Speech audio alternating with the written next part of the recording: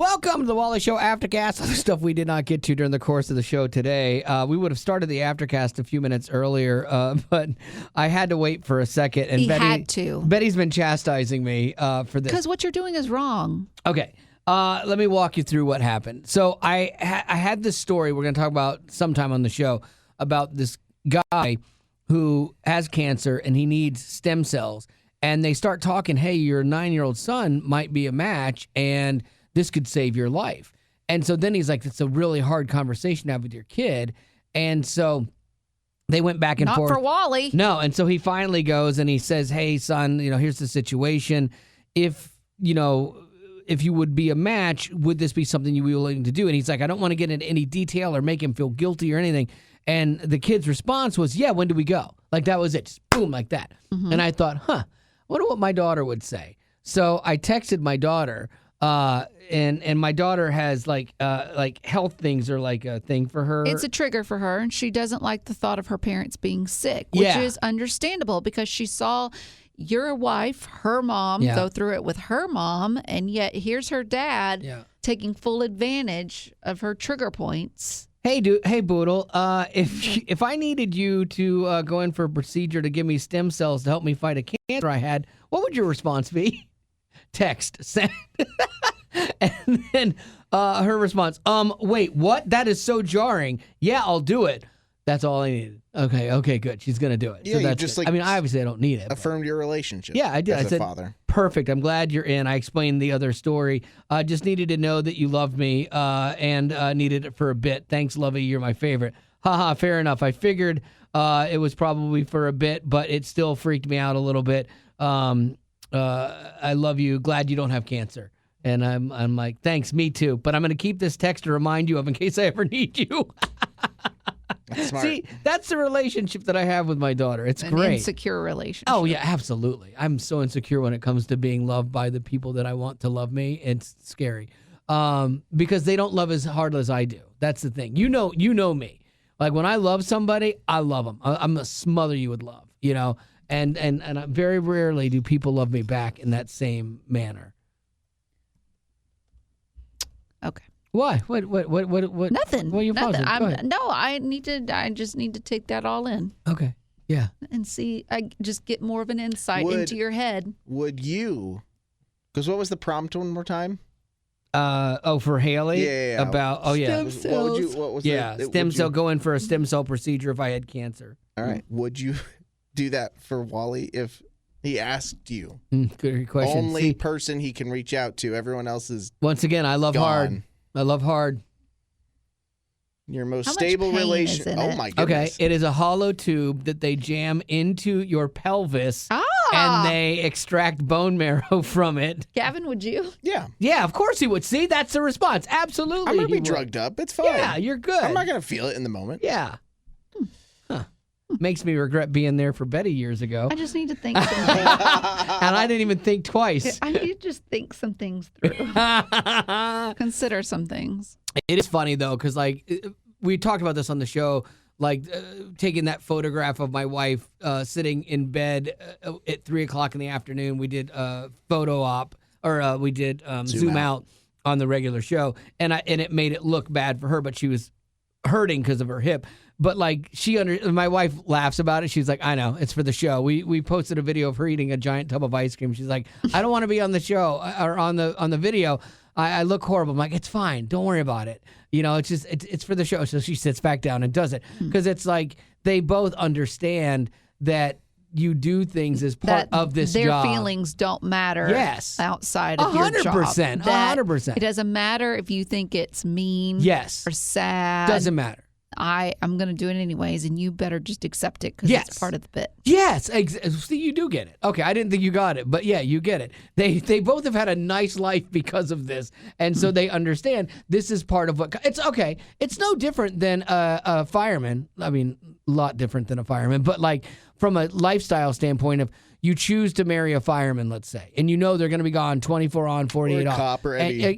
You're going to have those things with them that come with the territory that a military guy. Again, those are all really big, awesome jobs.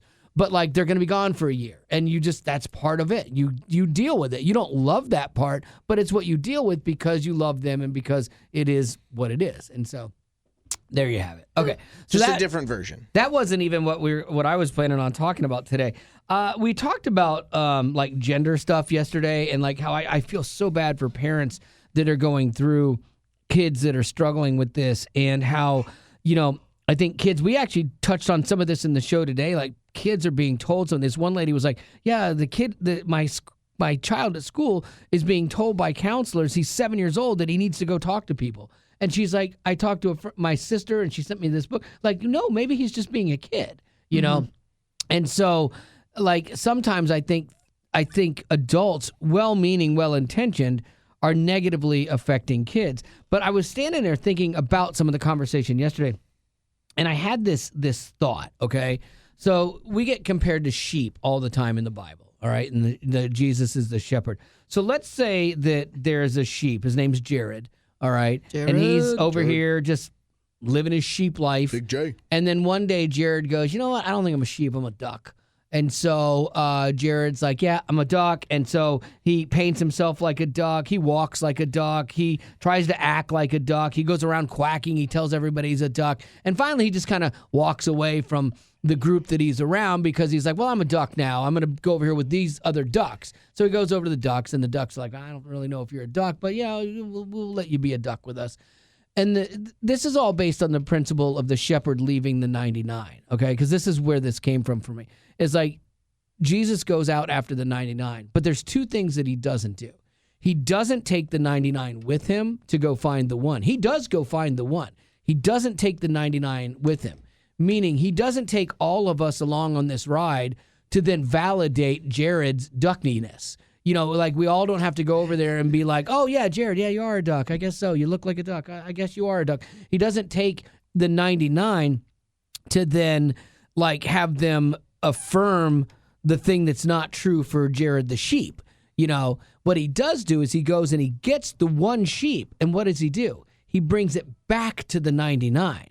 And that's where the 99 have the responsibility, being us as the church and believers, to love that person, love that sheep, bring them back into the fold, and do the tough thing, and that's give truth. Because the one of the least kind things you can do for somebody when something is true is to placate something that's not true and not give them honest answers. Like, you don't want to lie to your kids about things. You want to give them honest answers. You give them things based on what they can handle when they can handle it.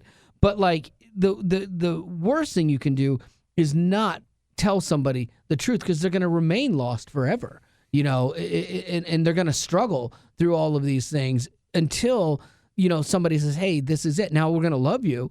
And, but we want you around us. I've always talked with parents that have this problem, and there's sometimes they're like, I don't know, should I even be in my kid's life? Should I cut them out?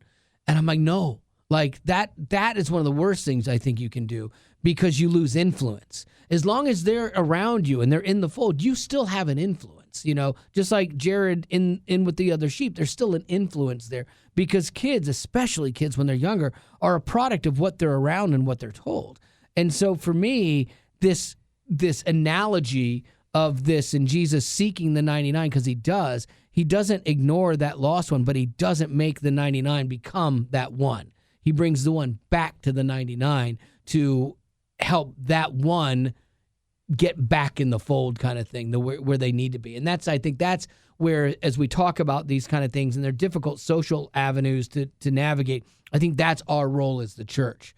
And that can be super, super challenging sometimes, but I think that's what we're called to do. So anyway, that was just like a thing that hit me last night as I was thinking about. I replay conversations from the show in my head sometimes and go, did I fully explain something? Or, how did it come off? I hope somebody didn't think something was like not in love or intolerant or ignorant, and sometimes I go back and like I'll have some analogy like, oh no, this better explains it, because we just talk in the moment, and so be a duck. No, you missed all of it. Quack, okay. quack. Not. Love it. I knew Okay, Gavin can I was go a to duck. my? Can I go to my story? I got two. Okay, let's go. All right, so I found a real life hypothetical Hayden. If Oh, you're new great. to the podcast, the Aftercast, and you have no idea who I'm talking about, hypothetical Hayden is hypothetical. He's not a real person, but it started when I realized that Wally treats his only daughter. He only has one child, his daughter Haley. And I said, if you had a son, you would not spoil him the same way that you spoil Haley. Absolutely not. And I think that's the case for many dads out there. They spoil their daughters way more than they do their You got sons. to toughen up your sons as for they the should. world. As they should. So they don't end up a duck. So I have created Haley's hypothetical brother named Hayden. And what he does for a living is he lives in his car because his dad, Wally, kicked him out and disowned him. And he lives on the beach pretty much. He looks for hermit crabs and he replaces their shells with actual shells. Well, it turns out Sean Miller is hypothetical Hayden. There's a real person? There's a real guy named Sean Miller. I looked him up to see what he looks like. Does he have blue hair? Does he have nose piercings? What does he look like? Yeah, what does he look like? He looks like a normal guy. He's Got got a it. bald head. Looks like he's probably in his mid-40s, late 40s. Is he single? That I don't know. But anyways, he's a wildlife photographer, okay? And he takes it upon himself to look for hermit crabs using trash as their home, like bottle caps or PVC pipes. And he will throw out shells so that they can use those instead. And then he'll take the trash that they were using as a shell and throw it out. He's Okay. gotten like over 175 different pieces of plastic that were being used as shells. And you could actually donate shells Okay. to his What? nonprofit. Let me tell you what I It's like called about Make this. the Switch for Okay. Nature. Let me tell you what I like about this. It's a one-to-one thing for that crab. He's not making a dent in the plastic problem in the world. Like he could do this with 10,000 crabs, and it's not going to change anything environmentally. But he is going to do something for that one crab, and he's raising awareness about taking care of the earth. So for that standpoint, How is it that you can praise a complete Yes. stranger like Yes. Sean Miller Yeah. and not even come close to the same thing Because for your hypothetical son, Hayden isn't doing it with altruistic things like that. Hayden is doing it because he just likes to bedazzle shells and paint them like it's an He's art like project. his father. Yes, he's like- Instead of woodworking Yes. like you do, it's shells. That's what men do. Who is are they you woodwork. to judge? I'm hypothetical Hayden's dad, and it's my job to judge. It's my job to give him tough love. I want him back one day. I want him to come back in the Do fold. you? But I do. But he's Are you gonna okay have if to you spend some don't? time. Yeah. What about God leaving the 99 and coming to Yes. the one? Hayden Where is your are sheep, you? dude. He is a duck right Be now, the and I shepherd. think quack Yeah. quack, and you need to turn him into a sheep. Okay. Well, I have left the light on, so he knows where the Even stable then, is. He's like, if you see That's it, how you talk know, about man. a dog that gets out. It's like, they're gonna want food someday. It's like Gavin with his dog Jasper. He's like, if he ran off, he'd be like, well, guess I we're know. gonna find a new home. See, Jasper's your real life is your real life Hayden. Okay, and then finally, there is a new actress in Hollywood. Her name is Tilly Norwood. You may have seen her. She's going viral, but for the wrong reasons. She is an AI actress, Yeah. meaning Tilly is completely fake. She is not real. She was computer generated, but she has her own Instagram account, and they have gone viral. Girl next door look. Yeah, she looks beautiful. Zooey but she, Deschanel kind she of looks vibe. natural, Yeah. like all the things. Well, this person that has created her wants Tilly to have actual Hollywood talent agency representation. So funny. Okay, meaning I don't know what. But once that news got out, there are a lot of people that have been speaking out against Tilly Norwood and other AI actresses, including Emily Blunt, who married John She's an AI Krasinski. actress? No, she spoke out. Also, the Actors Union, the SAG, Yeah. AFTRA. Yeah, they spoke out as well. The union said, quote, "We believe creativity is and should remain human-centered. The uses of AI are stolen performances to put actors out of work, jeopardizing performer livelihood and devaluing human artistry." I agree with parts of this. Like, I think AI is a great tool for creativity for sure. You notice how they said art or human centered, because if they took AI out of it, you'd have no big blockbuster films because it's all AI. It's all computer generated. And so, like, all the backgrounds and things like that, and the spaceships and stuff. Right. So they have to do that. What they're trying to do is protect the actors' livelihoods and say that the actors would be replaced by AI. And originally, I'm like, that's crazy. It's not good enough. But you see this Tilly, and you're like, oh, that looks like a real person. It does. And it's so believable. The voice is right, and it's good. Like, everything on that's good. Somebody sent me a link. They said, hey, you talk about AI in Hollywood. Watch this. And it was a trailer for about making a movie for, like, Tilly, the AI actress. But as you watch it, every person in every scene that is being talked about for all the people that work on the movie, all the different producers and casting directors and stunt, all of them, every bit of it's AI. Yes. And you're like, what in the world? It looked so real. And AI is coming down into your laptop now. Like, you can create, there are people, all the Bigfoot fakes and stuff on TikTok, like, it's limited because of, like, generation power and stuff. Like, you can only create, like 10-second clips at a time, with some of it on your laptop. But, like, it's full-blown AI. Those the Jesus as influencers stuff, or the Bible characters as influencers, those are so great. Yeah. Those can be done on your computer with, like, a monthly subscription of like $40 to this one open AI type platform. It's amazing. It is amazing. It's fascinating. But I don't think Hollywood's going to have to worry, in the sense that I think it will be one of those things that adds to it, but it doesn't take it away. Like, when they first started using backgrounds for space and art and AI for that stuff, they all feared it too. What about the set designers? They're going to be out of. No, this is an element of it. I think you might see a movie that comes out that's every bit AI, and people are going to be blown away by it. But then it'll be like, oh, yeah, that was fine. But then will it get nominated for Oscars? And if so, then who accepts the no, it award? won't get nominated for any Oscars, because the people that would be nominating it are in the business, and they're not going to put it up. And then, like, maybe if they throw, like, categories out there, like something that does have to do with AI, like best Or they best create- use of AI. They create a new, Best AI film. like a new category. Yeah. Best AI film would be fine. Do that, like, segment it to what it is, totally fine. Yeah, I would guess that your big time A-listers, B-listers, C-listers aren't too worried about this kind of stuff. I probably would be more worried if I'm further down that chain, where a company's like, why do we need to hunt really hard for, barista B, when we can just kind of throw the guy that did the artwork for us, that came in, Matt, he did the artwork for us, the pictures. Okay, he's a great artist.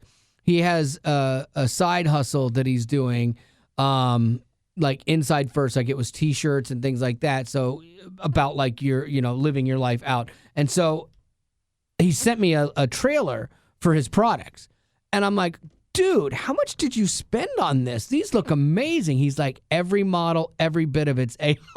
Wow. I'm like, you have got to be kidding me. All the products they're wearing that he's selling, it's all AI. Crazy. They were all different and generate. I mean, it was slick and polished. It looked great.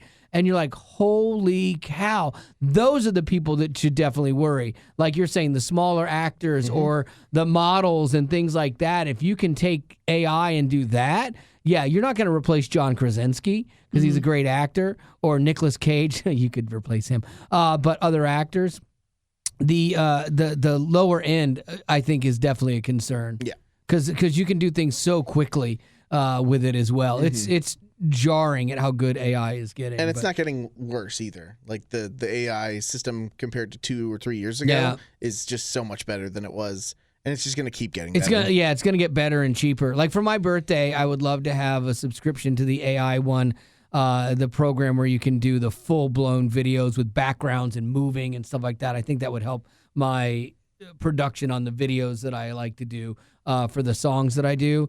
Speaking of birthdays, because I got to wait for a year. What a transition. Yeah. We don't have any birthdays, okay, but we could do a question. Let's do it. We got time. Sean, he said, what am I supposed to get someone who is a picky eater and doesn't want anything because she's already got so much clutter? Oof. Now, this kind of sounds like... My wife. Okay. Exactly sounds like my wife. So what do you get someone who has everything, has a bunch of clutter, and is also a picky eater? Organizers for the pantry.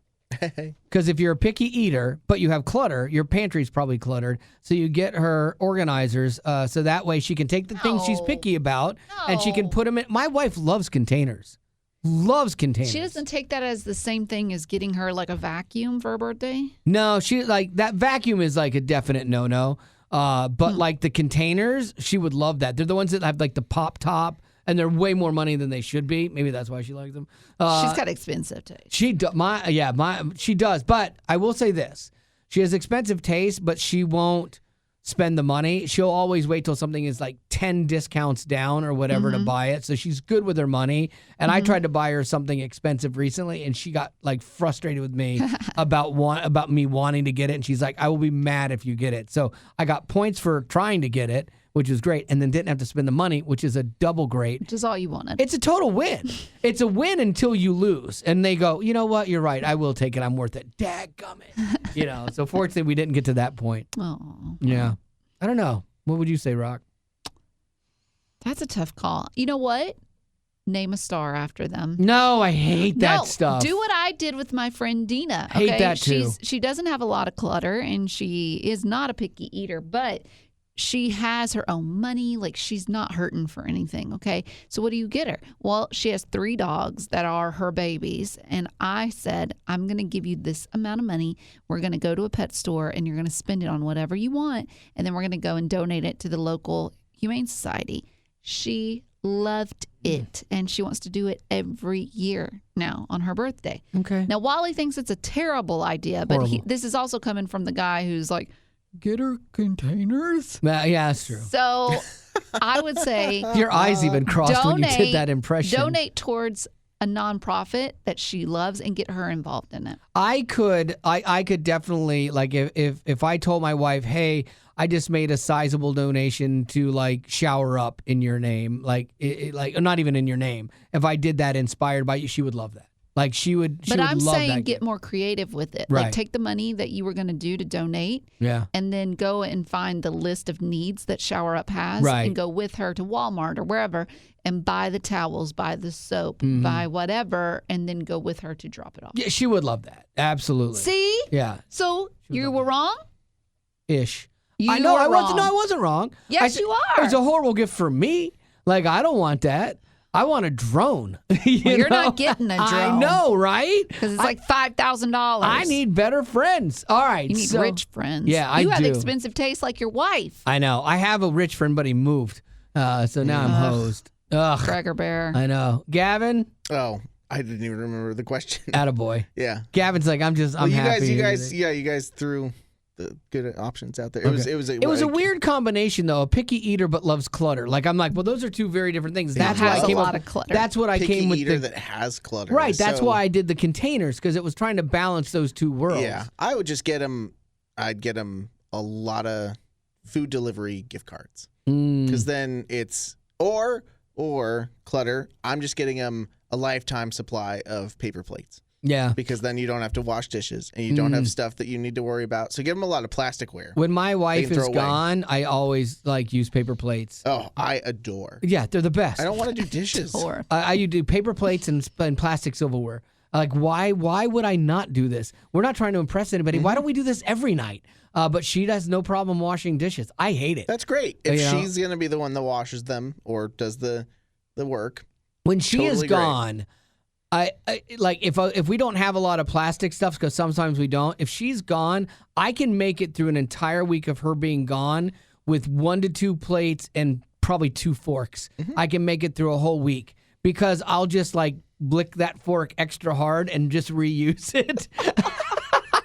I don't wash it till the end of the week when she gets there, or I'll like take a paper towel and just rub it off with that, and then I just go 1 glass. I just rinse it out. Yeah, if it's just for me, stories like that. There's some glad stuff I'm single. like I'll reach into the sink and grab. I'll be like, man, I really just need a spoon to do this little stir. Absolutely. I'll like reach in and be like, When you get married, Brock, you are going to be so devastated by, I don't care who it is, guys are still guys, man.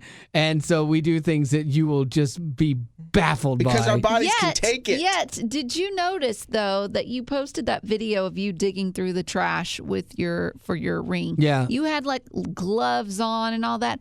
I have seen you lick the bottom of a shoe. Yeah. I have seen Good you times. eat food out of a trash can. Why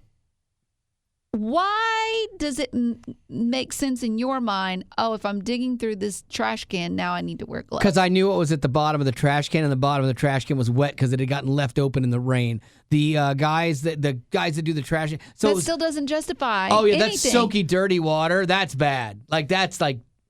The shoes. Oh yeah, that shoe. The licking the shoe is bad too. I really since the shoe licking thing, I have realized that is not a good thing. I haven't done that since. He's cut then. down on his shoe licking. I We're have. Good. Yeah, I've realized how disgusting that actually is. I did it to be funny because it's all about the joke, as we talked about in the very beginning of the Aftercast. But like I for sure have moved off of that because that is super gross. So I'm starting to have some things where I'm like, okay, like I'll wear gloves or some aversion to extreme germs. But little germs, no. I'm still little ones. Little G germs, I'm fine with.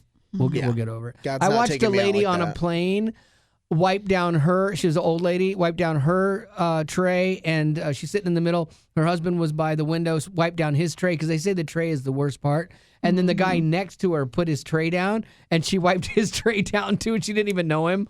And he's like, oh, thank you. Thanks. Appreciate that, Mildred. And she got him squared away. Well, I mean, shoot. More power to you. They were best friends by the end of the flight. All right. Well, with that said, that's going to have to do it for your Aftercast for today. And as always, thanks for being a potty. Growing up in poverty has never been easy for children, but with the added challenges of the pandemic, conflict, and natural disasters, families around the world are facing an unprecedented food crisis. Unfortunately, those who are already hungry are now even more desperate. But by sponsoring a child through compassion, you can help provide life-sustaining essentials such as food and clean water. And with your compassionate support, that child can not only survive, but also flourish. You can find out how and choose a child to sponsor when you click on the compassion banner at wayfm.com.